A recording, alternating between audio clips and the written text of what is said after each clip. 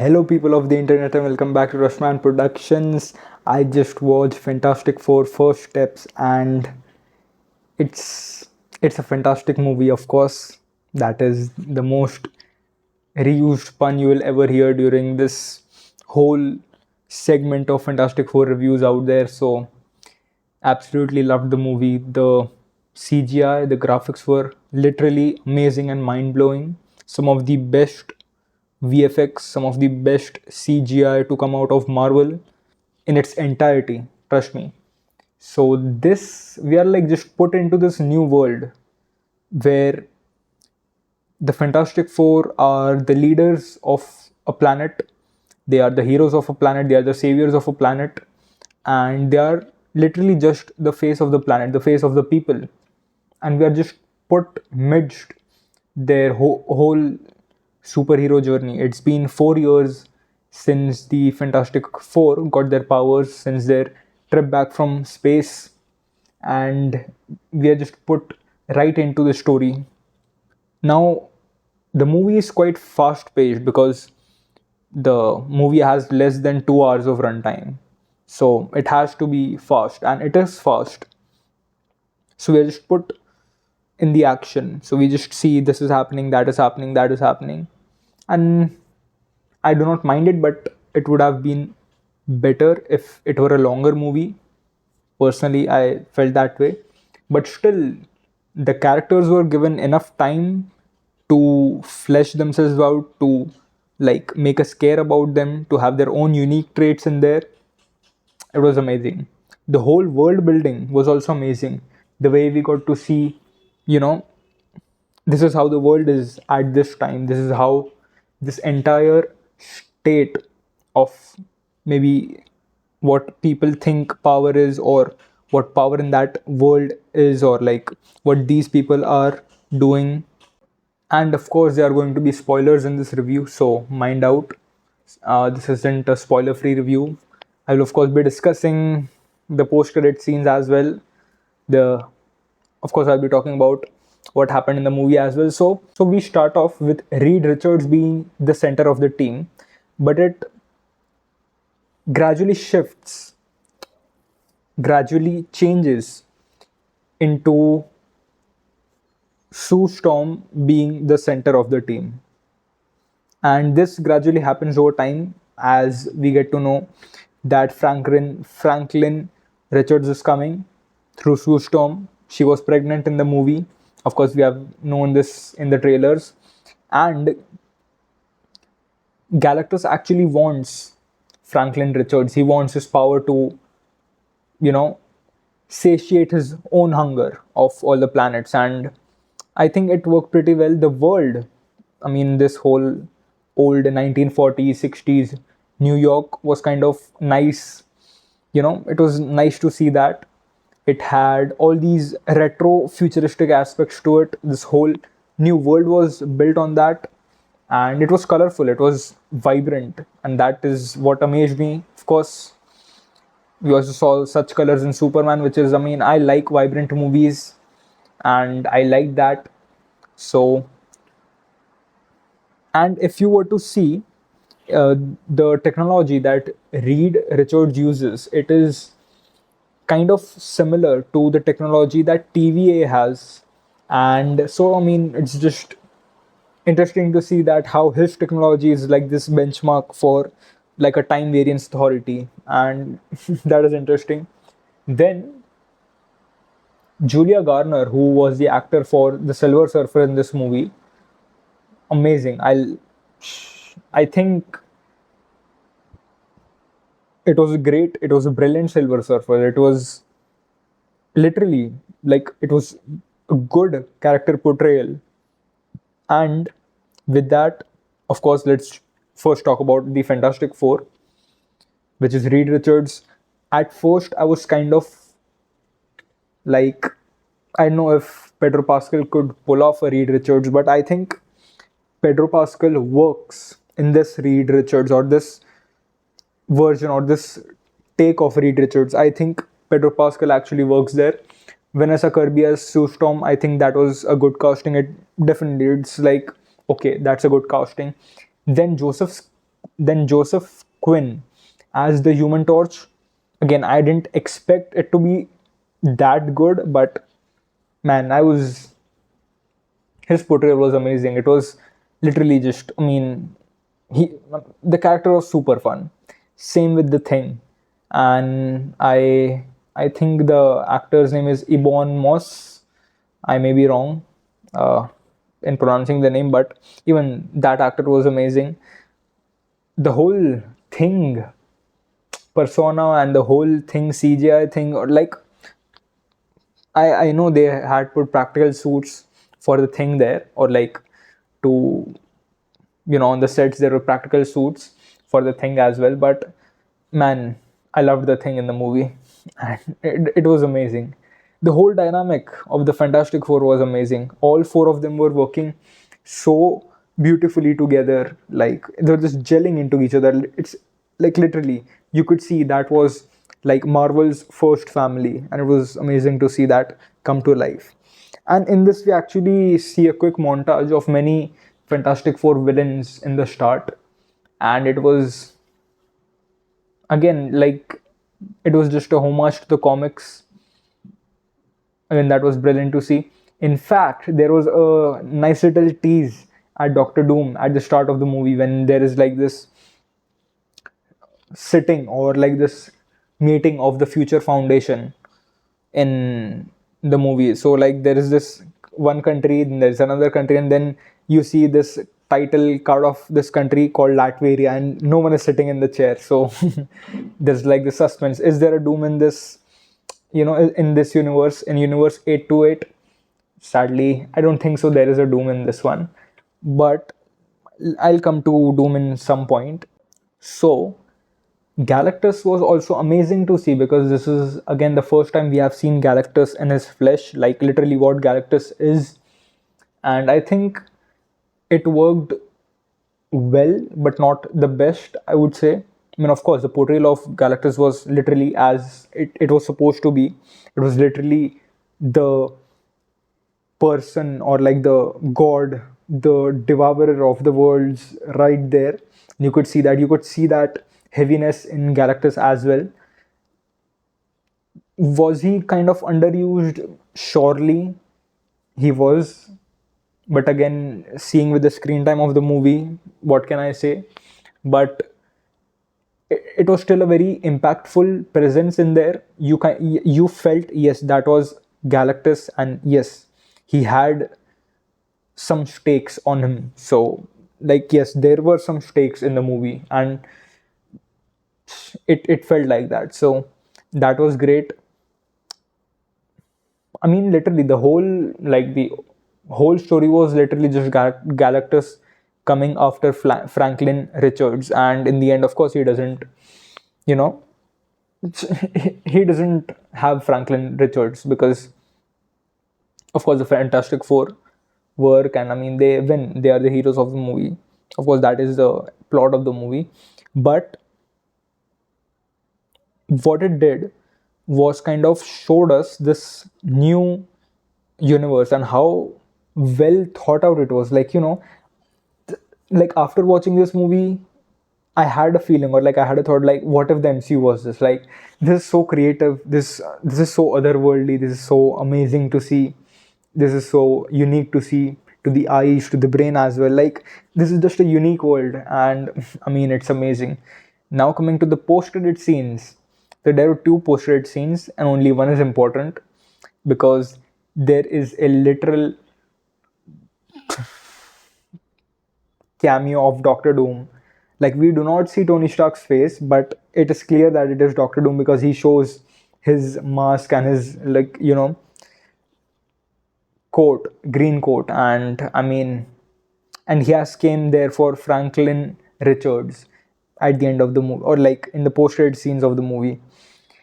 And I was like, damn.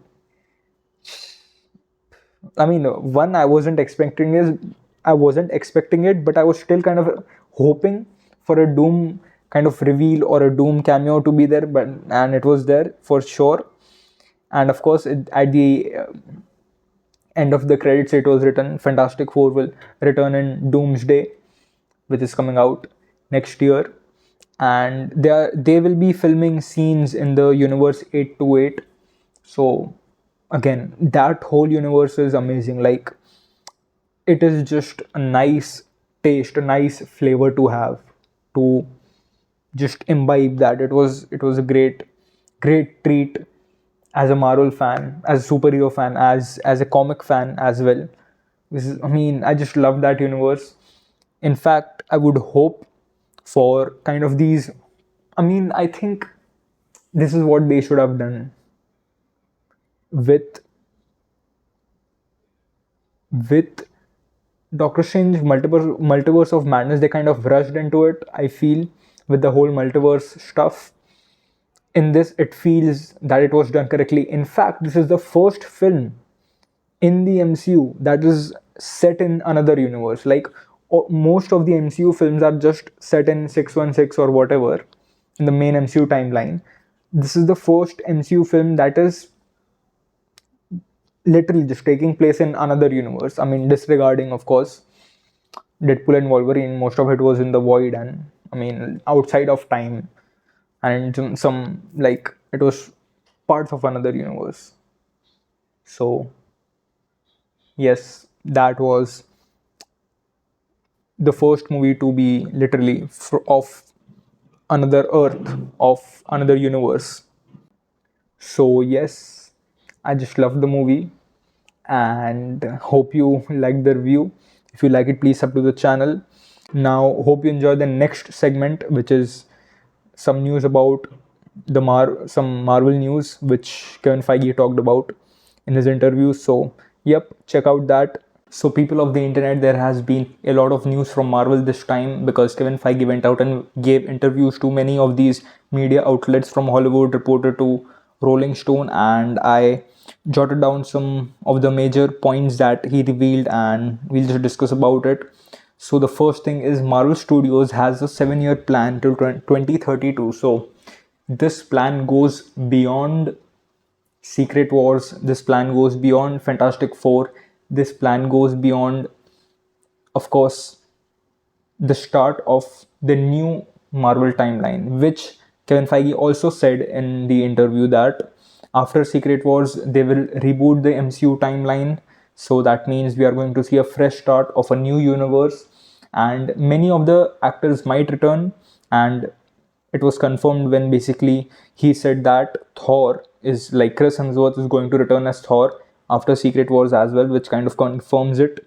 So yes, after Secret Wars, it's going to be a reboot of the MCU. I mean, we all know it. It's kind of common knowledge at this point.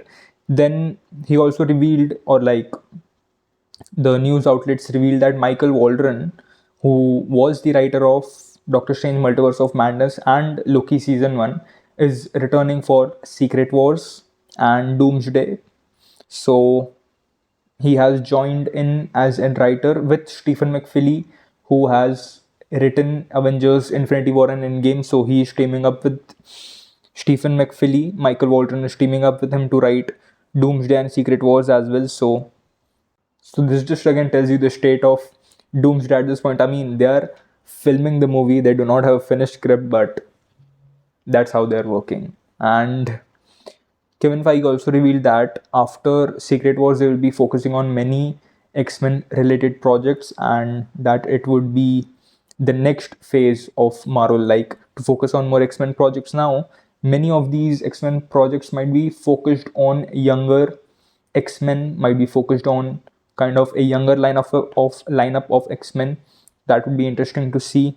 And they and it was also revealed in these interviews that Kang was kind of already thought about replacing, like, the higher ups at Marvel already thought about replacing Kang before even Quantum Mania. So I guess that is why we get to see Kang just get defeated by a bunch of ants, and to, like, yeah, just show that he's not much of a threat. But who knows? I kind of don't think that was the case. They wanted to go on with Kang, but with, of course, the allegations on Jonathan Majors, they kind of pivoted in a different way.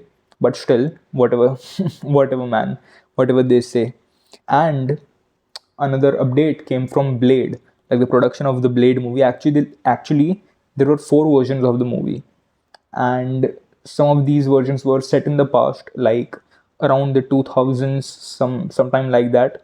Now the modern iteration, or the current version of the Blade movie that they're going with, is set in the modern time.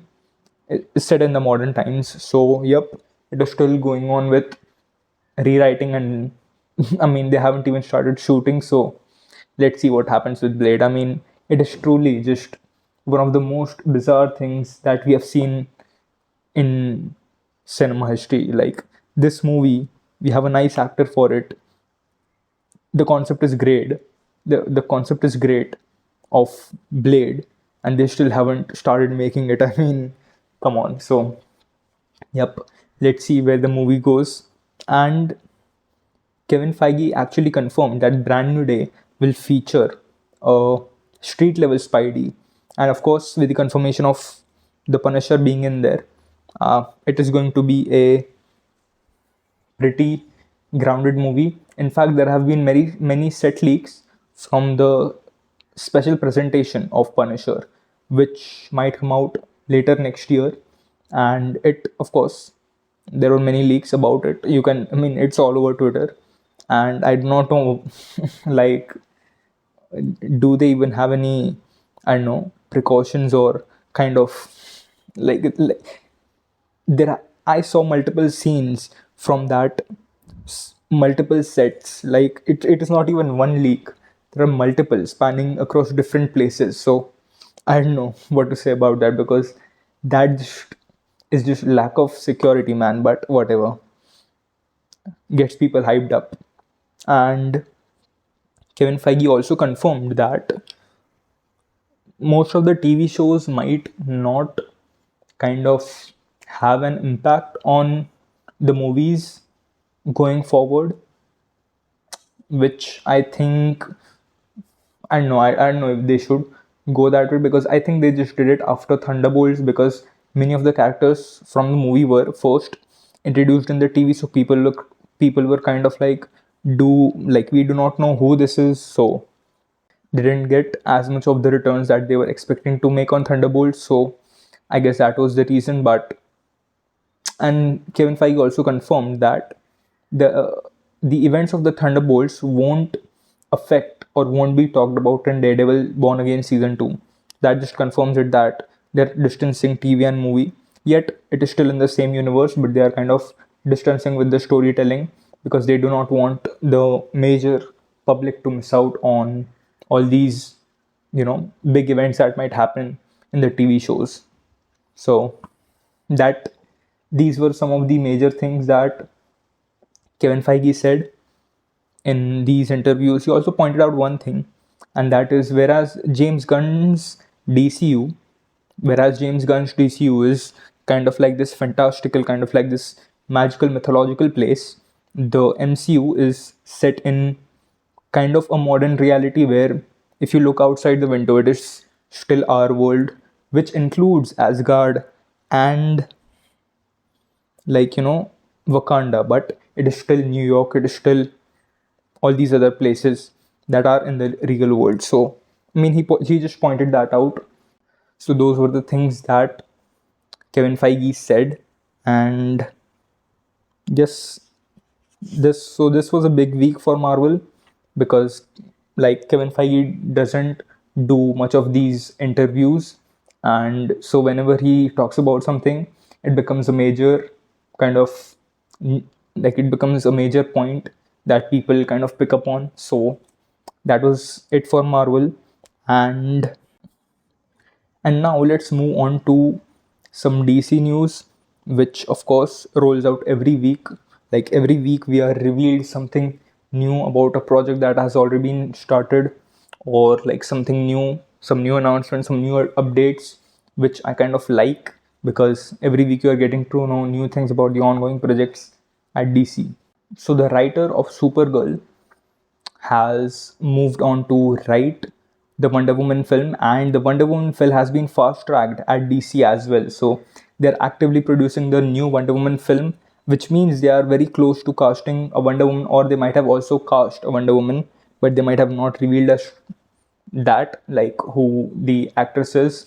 So let's just hope for an announcement sometime soon, and let's see what it is. Now, it has also been confirmed that Peacemaker season 2 will be including a multiverses scene, or like it will have plot points involving the multiverse. So that would be interesting to see what that means. And James Gunn also said that the events of Peacemaker season 1 that happened in, like, I mean, not the DCEU, but somewhere in there.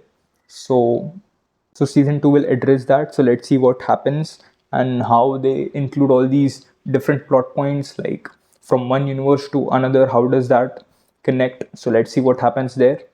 And they actually thought of bringing in Brainiac as the villain for the Superman movie before they, kind of went on to Lex Luthor. So yes, that was something that they kind of thought about. I think it would have been great, but the first movie kind of needs more groundedness, whereas Brainiac is like this kind of a cosmic force. So I think they did well with Lex in the first one. Maybe down the line, maybe the second, the third movie, after building up Supergirl and all these other characters as well, maybe they can bring Brainiac next. So that's that. And so yeah, that was just it for this time for DC. And I read comics. Most, like, the comics that I read were just Ultimate Comics, the whatever came out this week, Black Panther, X-Men, Spider-Man, and it's just the continuation of the Ultimate Universe. So now what is going to happen in the Ultimate Universe is they are bringing this event called Ultimate Endgame, which might be the culmination of this Ultimate Universe. But let's see what it is. I mean, it's basically just the maker was trapped inside this uh, city, his own city. So now he might break free. The heroes will fight with him, because the Ultimates were, building a team, building, like, literally just recruiting so many heroes. So let's see what happens there. And I also read the new history of the DC universe, issue number 2. And in this, of course, it is from, like, Superman landing onto Earth to creation of all these heroes like Batman, Wonder Woman, Green Lantern, the Teen Titans, like all the new age superheroes, all these heroes of the current age where we are familiar with them. Barry Allen, Wally West, Nightwing, Cyborg, all the Green Lanterns, all of them. The Teen Titans, John Constantine. So this went on until, like, yeah, just showcasing the entire spectrum of all the heroes of modern age. And yep, and I believe the next one will be up to the future. So yeah, so the timeline is pretty interesting, and it's written by Flash. So he's like compiling all this information. And so second issue was towards, like, it was from the arrival of Superman to the death of the Flash, like Barry Allen's death, which happened after, like, a crisis event where he has to kind of run so fast that he literally just dies to save the universe from the anti-monitor. And yes, that is issue 2. Now let's see what happens in issue number 3. And yes, that is it for this one. I hope you like the video. If you like it, of course, give it a like and sub to the channel as well. My song is out. My songs are out from my mixtape. Check it out. New song coming soon. That's it for this one. I'll see you in the next.